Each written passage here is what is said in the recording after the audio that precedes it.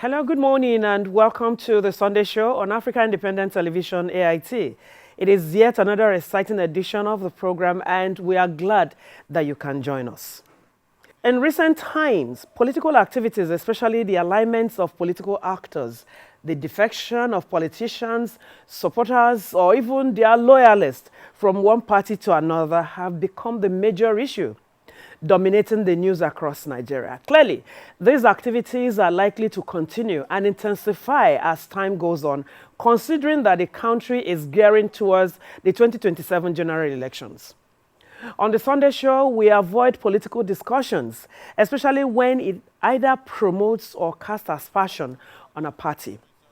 In this case, however, we seek to unravel one major underlying factor which has continued to propel discussions of many individuals, including politicians and even corporate entities.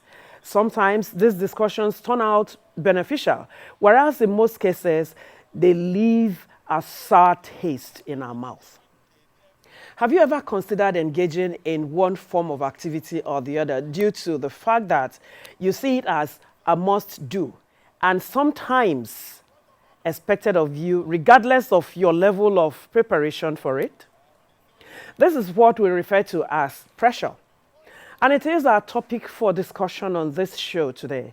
Before we take you through a few aspects of the societal norm and even introduce our guests who will help us analyze and help us understand it more, let us take a short break, refresh our minds on major items in the news during the week. Then we'll return. Please stay with us.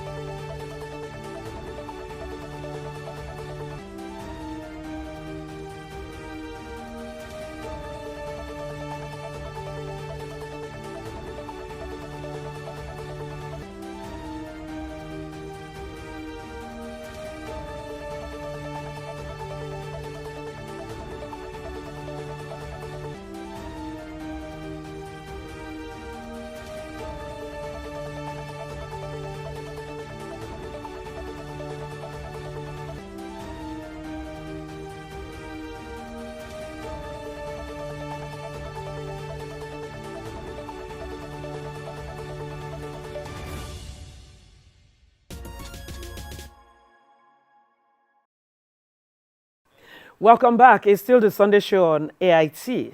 Pressure comes in various ways. For example, the societal pressure. This is the influence exerted by society on individuals to conform to certain behavior, beliefs, or standards. It often leads people to make choices based on what others expect rather than what they personally want. What is fascinating about it is that the effects can be significant, potentially causing negative psychological outcomes like stress, anxiety, or depression. But on the other hand, it can also be a positive force that encourages more sustainable or inclusive practice. However, this pressure is coming. It is important that it is identified first of all before actions are taken. I'm sure our guest will align to this as I bring him on. He's joining us via Zoom, and he is Pastor Isaac Adeleke, a renowned entrepreneur, financial expert, and ordained minister with traditional title. Thank you so much for honoring our invitation to the show. Grab your seats and join us on the most fascinating 60-minute infotainment journey, showing on your favorite TV channel, Africa Independent Television, AIT. Analysis on topical national issues, news, sports, and entertainment are on the menu. It's a show you do not want to miss. It is The Sunday Show.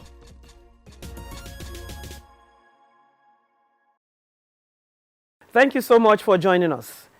Okay, let's begin the discussion like this. Once again, I say welcome, Apostle Isaac. Thank you, ma. Good morning, and thank you for having me. When we talk about pressure, we talk about a norm that has been there since time immemorial.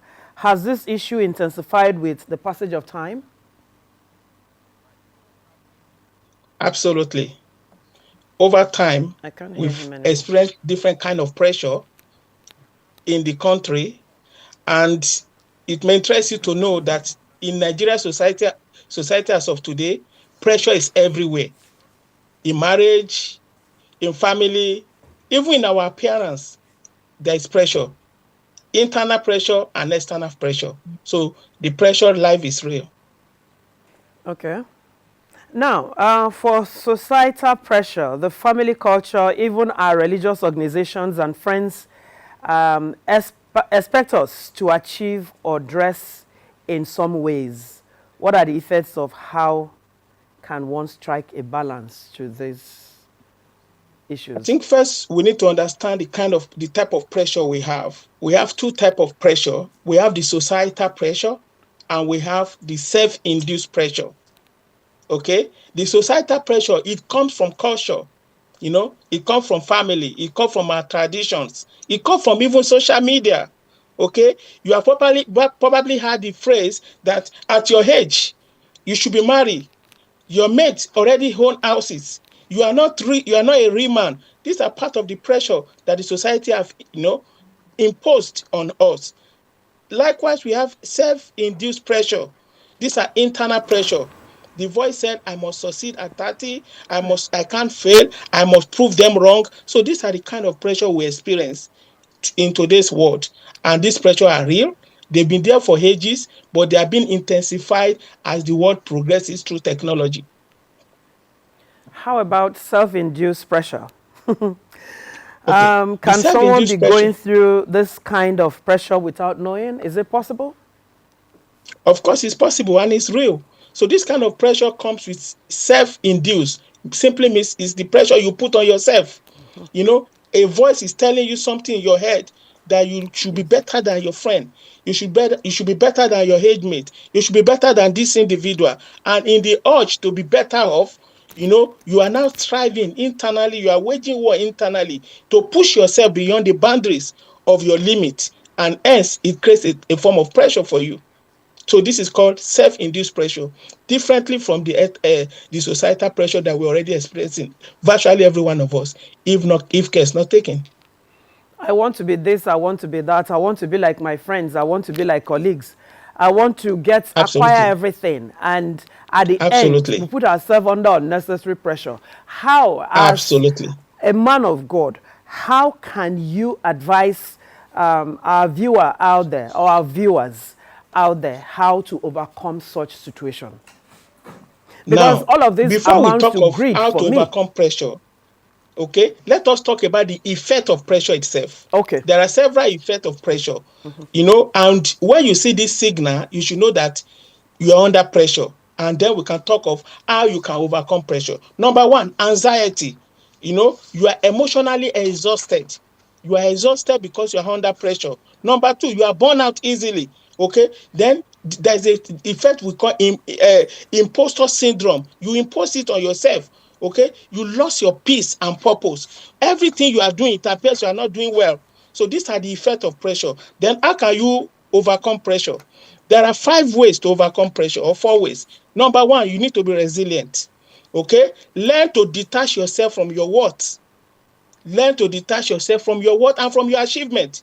Your identity must be rooted in who you are, not just what you do. That is number 1, self-reliance. Number 2, set boundaries. Learn to say no. You don't get to say yes to everything. You look at your friends, what they are achieving, and something is urging you, or people are telling you to push you beyond limit. You should say, no, don't push me beyond my limit. That is number 2 way to, overcome pressure. Number 3, embrace the process. Embrace process over speed. Let's take it one time, one step at a time. Don't jump the guns. A child cannot be born today, and you expect the child to work today. And also, you shouldn't compare fingers. All fingers are not equal, we know, but you shouldn't watch other people's clock. Don't look at other people's time on your own sources. So if you don't do that, then you can manage the pressure. Number 3, prayer and purpose. Prayer and purpose. Let God divine your space. When you align your plan with that of God, he said, I know the plan I have for you, plan of good and not of evil, to give you a future and a hope. So let your plan align with that of God. And don't forget what the Bible says in Matthew 11:28. It said, come unto me, all ye that are labor and heavy laden, and I will give you rest. So cast all your burden upon Jesus. If you are religious, I think that point is also critical for you to take off pressure from off yourself. Then community, don't isolate yourself. The struggle is real. The pressure is real. Talk to someone. Don't die in silence. Thank you, ma. Well, Apostle, very well said. But I discovered that the pressure comes more from the church. Because sometimes people come to the church to come and display the latest fashion they have, their new cars, all kinds of new things. And those who do not understand or know what they do, look at them and say, oh God, why have you not blessed me like these people? In such situation, how can we curb this in the religious environment? That people should, like you said, focus on their focus. But it is actually not easy.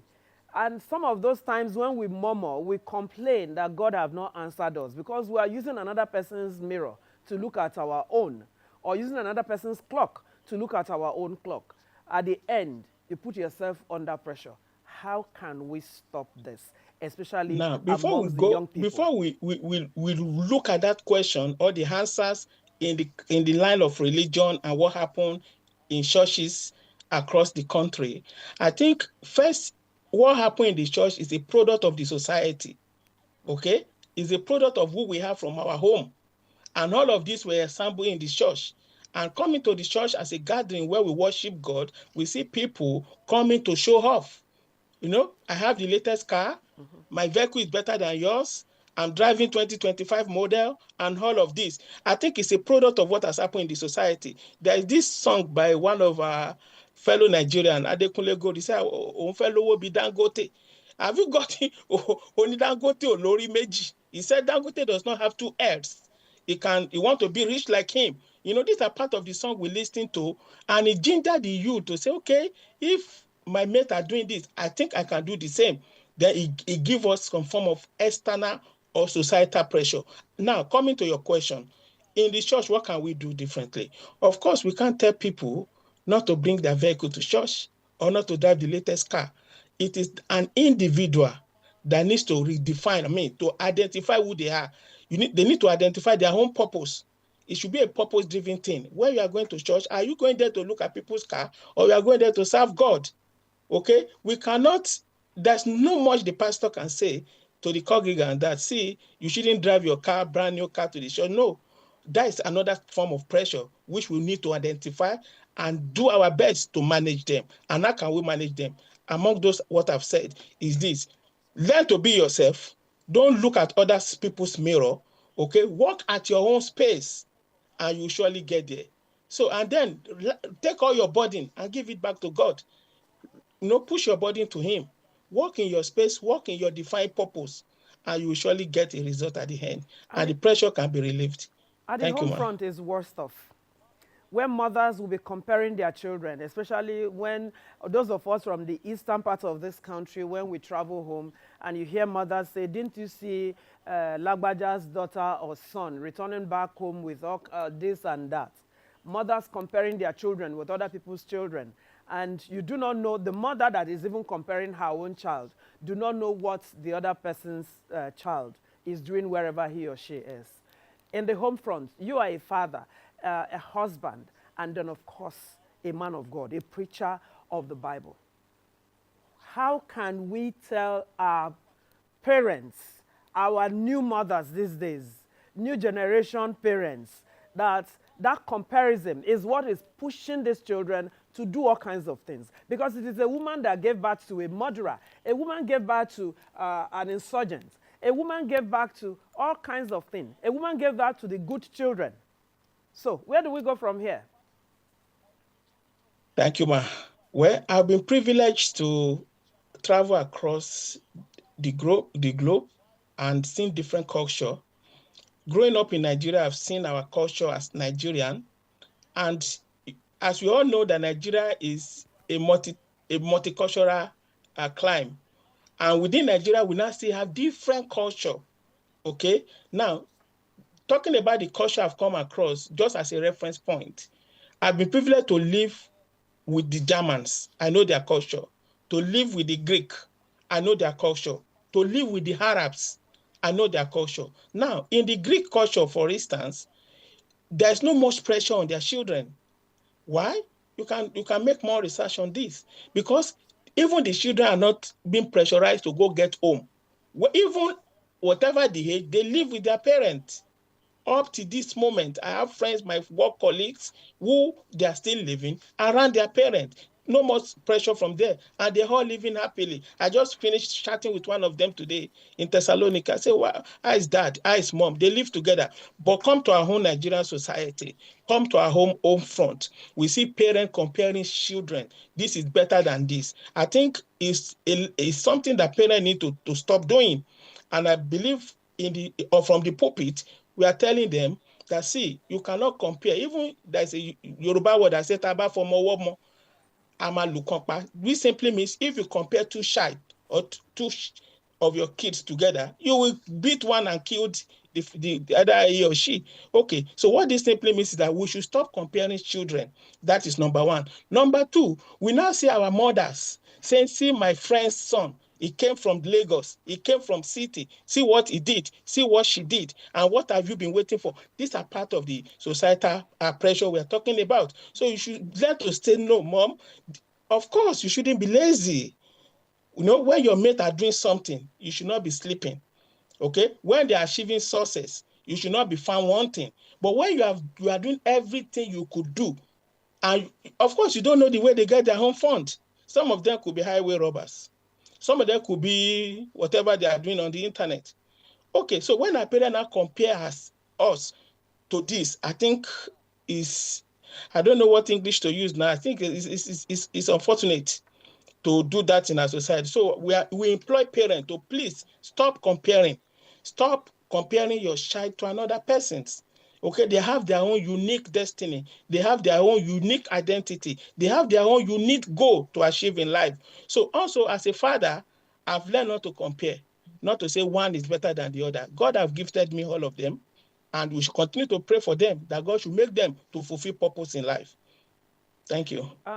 Looking at this whole thing we are saying, or what we have said so far, is there a possibility that governments of today, or our governments generally, not the particular one presently, are also part of our problem, causing all of us as citizens, as children, people who are already in the school, or university students, or even secondary school students? The government is also part of causing pressure for the society.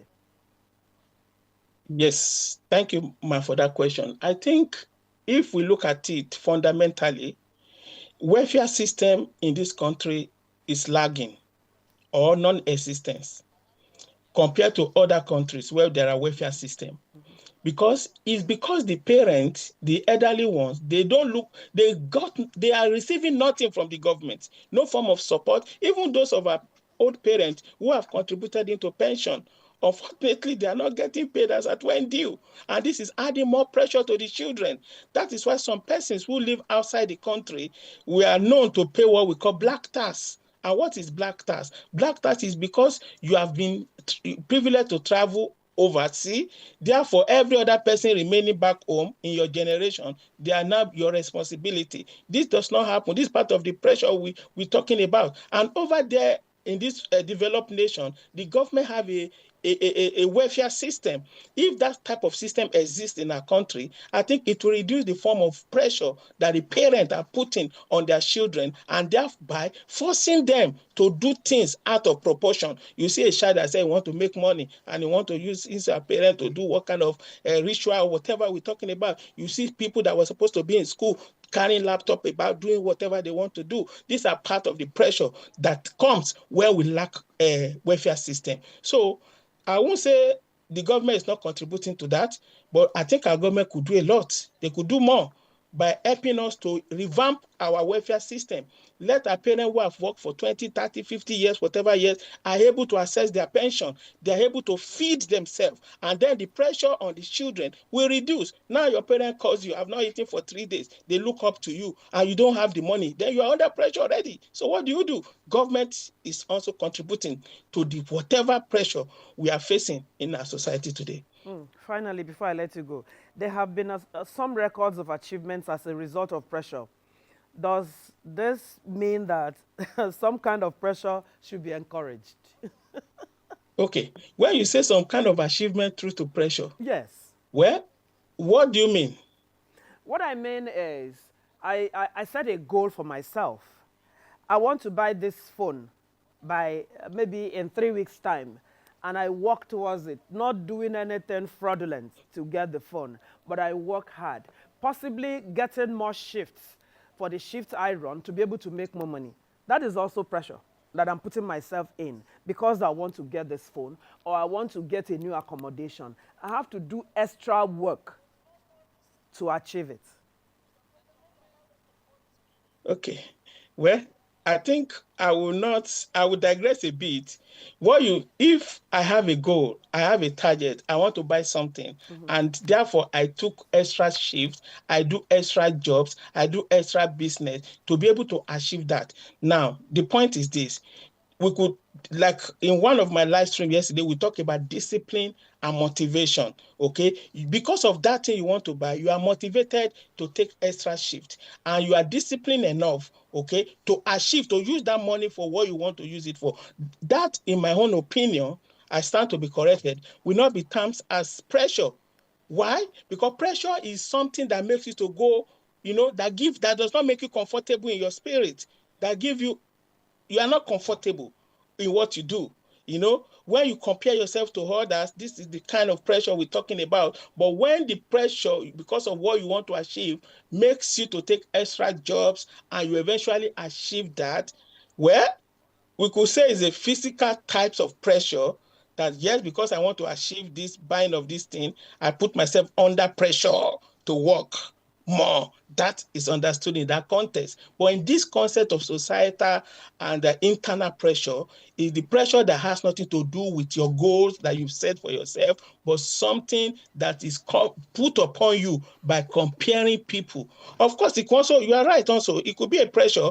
Why? Because when somebody have a gold, I don't know the name of wristwatch, or I don't know, somebody has something you don't have, and you want to achieve that. Therefore, you put yourself under extra labor to achieve that. That is also part of pressure, which we said it should be discouraged. So don't overwork yourself. Life is only one. So therefore, live the life now. Do what you can do within your means. Rely on God. Submit everything to God, and let God be your anchor. A few weeks ago, or a few days ago on your live stream, you walk us through, you taught us how to, you called it string of income. Some streams of income. Like, can you please walk us through that again? Okay. Going in the line of my mentor, Pastor Olumide Emmanuel, my secret mentor, we talked about most people want to want to enjoy multiple streams of income. Multiple streams of income, whereby you make money here, you make money here, you make money here, you make money here to be able to achieve your purpose. This is also part of the pressure we're talking about, okay? Multiple streams of income. And the question was, is that a multiple streams of income or a multiple struggles? Multiple streams of income in the context as described by the people who have the idea is, while you are still sleeping, you make money. That is, you don't need to put yourself there before you can make that money. That is multiple streams of income. But the other part, whereby you are the sole person who duplicated yourself in 4 places, in 5 places, you are the same person who work in an organization, you earn a salary, and from the salary, you earn a salary, and when you earn that salary, you now use that money. You are privileged to travel to Dubai, to travel to Europe or America, and you buy some bags, you buy some shoe, and you sell it within your office, okay? And you sell it at a markup, at a profit, okay? You make some money from there, okay? You now have a talent. Maybe you can cook, and you're also cooking for people at weekend. You make some money over there. That is also a stream of income. And you are also the same person who also do some other kind of music or something, only you in 4 places. This is not multiple streams of income. In the live stream we explain on TikTok, that is multiple struggle. Multiple stream of income, as I explained to my audience, is while you are still sleeping, you make money. And how can you do that? There are quite a various kind of investment in Nigeria that you can put in your money. Secure one, not CBS, not 100 become 1 million. No, not get rich quick syndrome. So this is the one that even while you are not in the picture, you still make money. So that's what we discussed in the live stream and talk about, is it multiple streams of income or multiple struggles? That is why some persons, when their dad dies, they say, oh, when my father was alive, he has a lot of money. Because he has streams of income. He doesn't have streams of income. He has multiple streams of struggle. He's the one struggling everywhere. And now that it's no longer there, then the struggle and the means of income stops. So even either you are alive or you are not alive, your multiple streams of income will continue to exist even when you have existed. Thank you. Thank you so much, Apostle Isaac Adeleke, for making our time from your busy schedule to be part of our program this morning. I appreciate it. Thank you so much. Thank you so much for having me. Do have a wonderful my week last ahead. word is this. You are not behind. You are not late. You are not less than. You are not behind. You are not late. You are not less than. So let us take the pressure off. Choose peace. Choose authenticity. Align with God's space, and God will give you grace. Thank you for having me. Thank you so God much bless for you. making our time. We appreciate it. Thank you. Thank you. All right, the Thank program is the Sunday Show, and we'll be back after this time out. Don't go anywhere.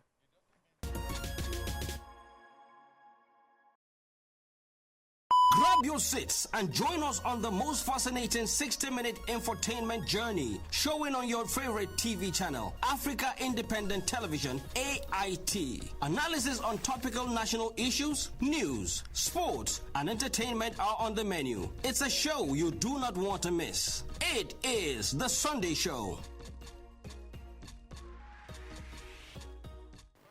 Wow.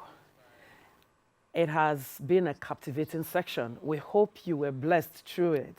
Our desire is to help ourselves understand and make some meaning out of any situation we find ourselves, so as to enable us know the right steps to take in navigating our lives. That is what the Sunday Show is all about. It is that time when we bring you some vibes, sounds, sports, and of course the Newsmaker segment. Stay with us.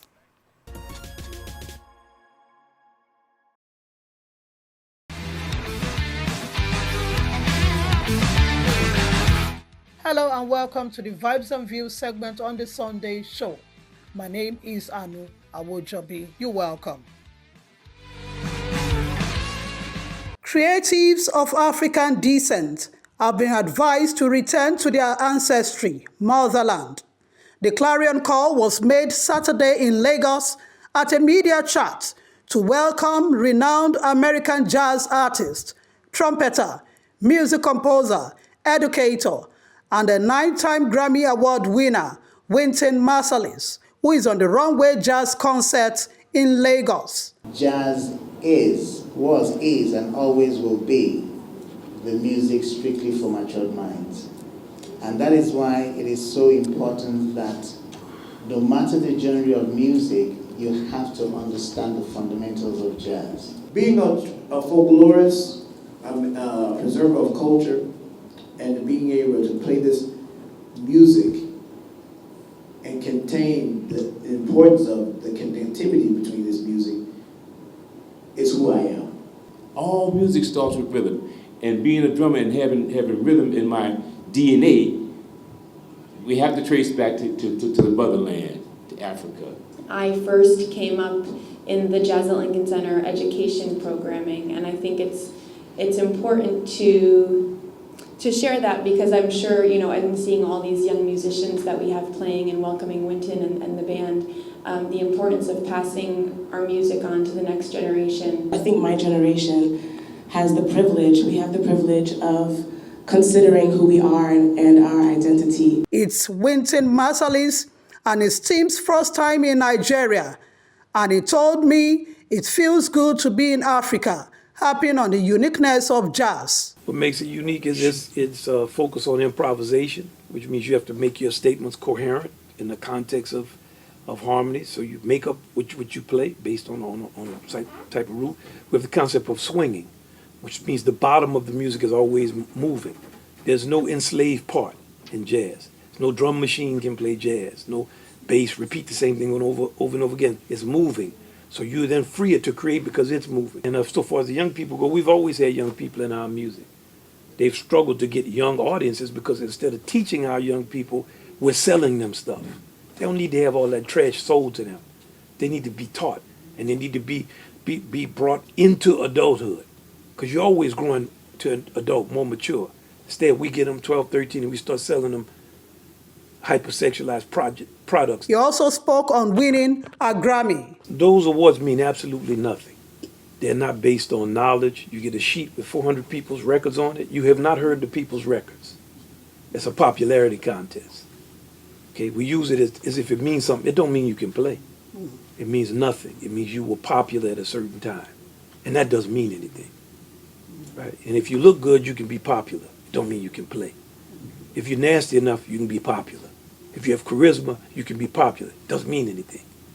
So the greatest gift for me is to be embraced by people I know, to play with fantastic musicians, to go into people's homes and treat with respect, to have so many students that can play. That's great. The 64-year-old New Orleans, Louisiana, United States-born music star is the only musician to have won a Grammy in both jazz and classical categories in the same year. And that's my package for you on the Vibes and Views segment on the Sunday show. My name is Anu Awojabi. Many thanks for watching.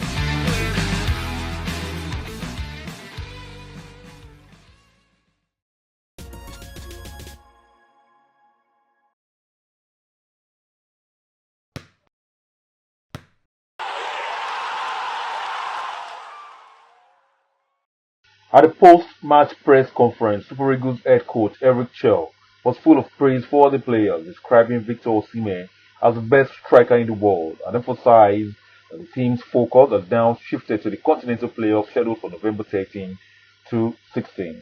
I'm so proud of my players. They deserved this game. So now we go to Morocco. This is not finished. This is the beginning.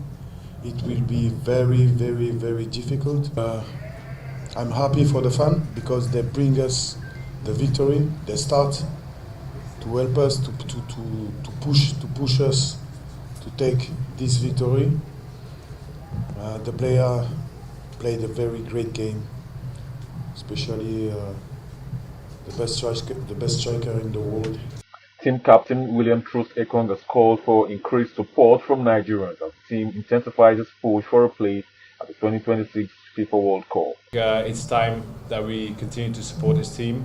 It's easy to celebrate the good moments, but yeah, it's been a really, really tough ride these last months, and that's down to us. And also, we've come out now and achieved something which was said to be impossible many, many times, and we kept believing. Nigeria will battle Gabon, DR Congo, and Cameroon in the second round of the African qualifiers. Only one team will advance to the Interconfederation playoff set to take place in Mexico in March 2026. The 6 teams will compete for 2 remaining spots in the expanded 48-team FIFA World Cup. Already, Bolivia and North Macedonia have secured their places in the Intercontinental playoffs. A proposed salary cap that could significantly reshape the English Premier League is set to be voted on by top-flight clubs in the coming weeks. Known as the top-to-bottom anchor, the rule would limit each club's spending on squad costs such as wages, transfer amortization, and agent fees to 5 times the amount earned in broadcast and prize money by team finishing bottom of the league. Based on the 2023-2024 figures, the cap will be set at around £550 million. Under the proposed sanctions, a second breach of the rule would trigger a 6-point deduction with an additional point docked for every £6.5 million overspent. While some clubs support the move as a step towards financial sustainability, others, most notably Manchester United and Manchester City, strongly oppose it, warning it could drive top talents away and damage the league's global appeal. Critics also argue that the cap could widen the gap between divisions, making it harder for promoted championship clubs to survive.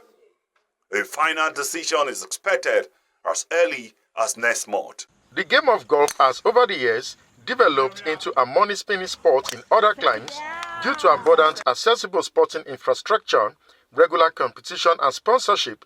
But in Nigeria, the reverse is the case, hence the call by golfers for more golf facilities in the country to further popularize the game. South Africa has a lot of golf courses.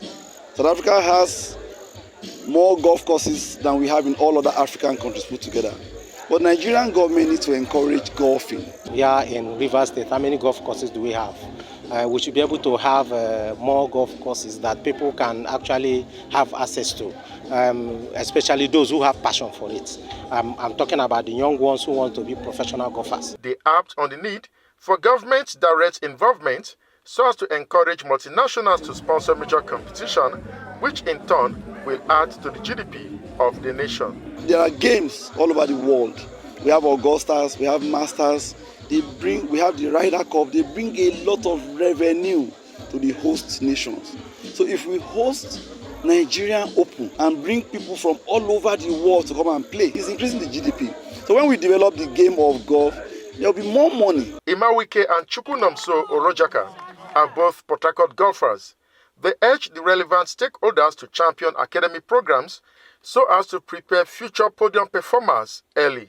You need the consent of the parents, and you also need the money to, take them to places, accommodate them, and, take the game to the next level. So I think it should be a responsibility for both the government, the corporate world, and also the golf clubs too, to work together to promote golf. And one of the platforms that you can use to catch them is the schools, primary schools and secondary schools. As they are in the academy, they will be going on with their academic work, and at the same time be trained in the game of golf. So that at the end of the day, they are not just only golfers, they also have another side of their life, which of course you have to be educated. Abajo Sekwe, AIT News, Port Harcourt.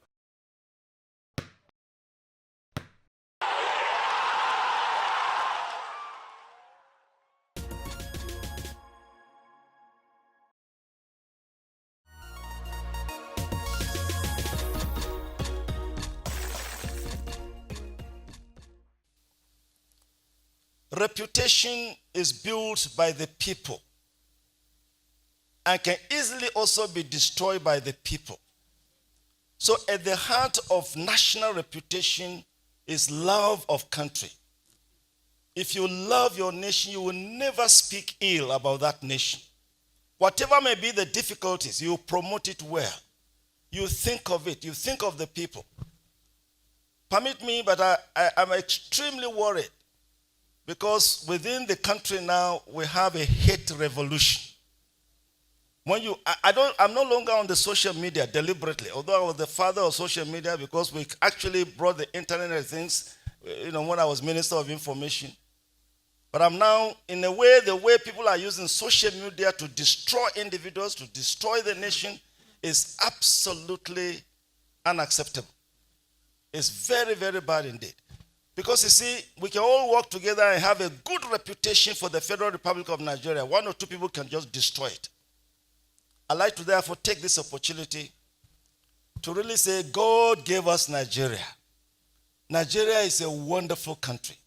Nigeria is the only country you can be proud of as your own. Love this country. Speak well of it. Think well of it. And by the grace of God, we shall rise and move forward. But to really hate your country is a very, very serious matter. And this program will not go anywhere if the people of Nigeria continue to do what we are doing now, destroying the very basis of our existence. But I'd like to compliment that to say that the government of the day, and I hope the Honorable Minister of Information is listening, is my very, very dear brother. He insists I'm his uncle. Yes, I'm his uncle, but I now say you are my brother because you've now taken over in the ministry. Actually, the same title I was given, the Minister of Information and National Orientation.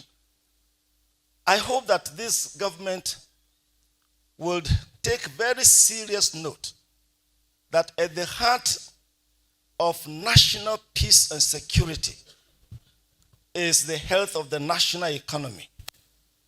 The people of Nigeria cannot be happy unless they can be assured of food on the table and security of their lives.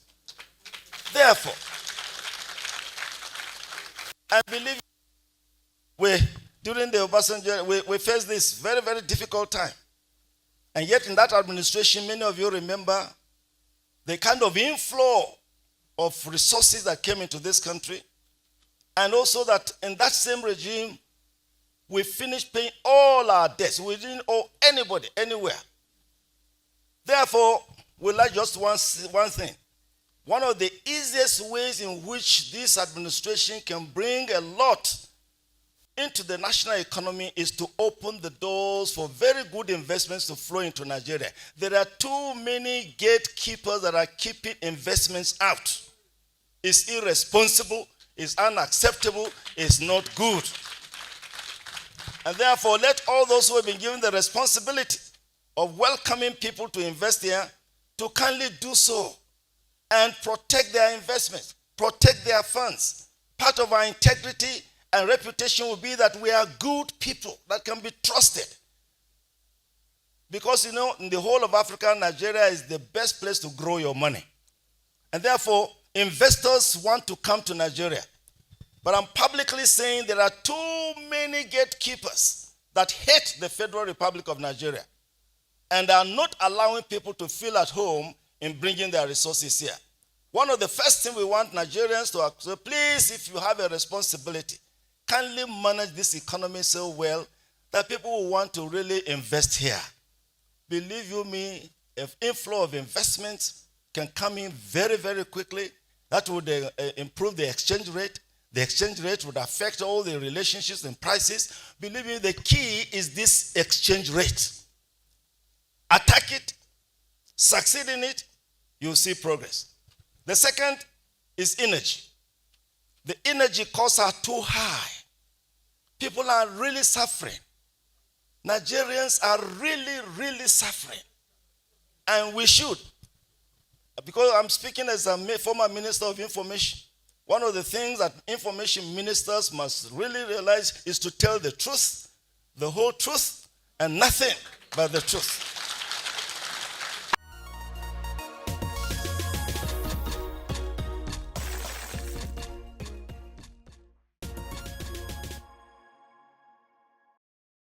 With the Newsmaker segment, we come to an end of today's edition of the Sunday Show. Don't forget to join us again, same time, same station next week. We will urge you to keep interacting with us on our social media platforms. Have a fruitful week ahead. Goodbye now.